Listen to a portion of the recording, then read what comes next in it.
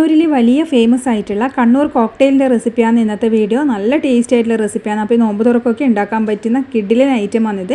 അപ്പോൾ അതിന് വേണ്ടി നമ്മളൊരു മിക്സിൻ്റെ ജാറിലേക്ക് നല്ലോണം വേവിച്ച ഒരു 2 ക്യാരറ്റ് ഇട്ട് കൊടുക്കുന്നുണ്ട്. അതുപോലെ തന്നെ നല്ലോണം പഴുത്ത കപ്പക്ക ഇട്ട് കൊടുക്കുന്നുണ്ട്. നമ്മുടെ നാട്ടിൽ കണ്ണൂരിൽ കപ്പക്ക എന്നാണ് ഇതിന് പറയുന്നത്, കർമൂസ് എന്ന് പറയും. പിന്നെ നമ്മളിതിൽ ഇട്ട് കൊടുക്കുന്നത് പാൽക്കട്ടയാണ്, നല്ലോണം തണുപ്പിച്ച പാൽക്കട്ടയും അതുപോലെ ആവശ്യത്തിനുള്ള പഞ്ചസാര, പിന്നെ കുറച്ച് പാലും കൂടി ചേർക്കാം. അതുപോലെ 2 സ്കൂപ്പ് വാനില ഐസ്ക്രീം ചേർത്തിട്ട് നല്ലോണം ഇത് അരച്ചെടുക്കുന്നുണ്ട്. ഇനി ഇത് നമുക്ക് വേറൊരു പാത്രത്തിലേക്ക് മാറ്റാം. ഇതിൽ ചേർക്കുന്ന ചേരുവകളാണ് ഇതിന് പ്രത്യേക ടേസ്റ്റ് കൊടുക്കുന്നത്. ഒരുപാട് അളവിൽ നമ്മൾ ഇതുപോലെ അണ്ടിപ്പരിപ്പ്, കറുത്ത മുന്തിരി, പിന്നെ കുറച്ച് നമ്മൾ കോൺഫ്ലേക്സും കൂടി ചേർക്കുന്നുണ്ട്. അപ്പോൾ ഇതെല്ലാം കൂടി ചേർത്തിട്ട് നല്ലപോലെ മിക്സ് ചെയ്യണം. ചില ആൾക്കാർ ഇതിൽ അനാറ് ചേർക്കുന്ന കണ്ടിട്ടുണ്ട്, നിങ്ങൾക്ക് വേണമെങ്കിൽ ചേർക്കാം.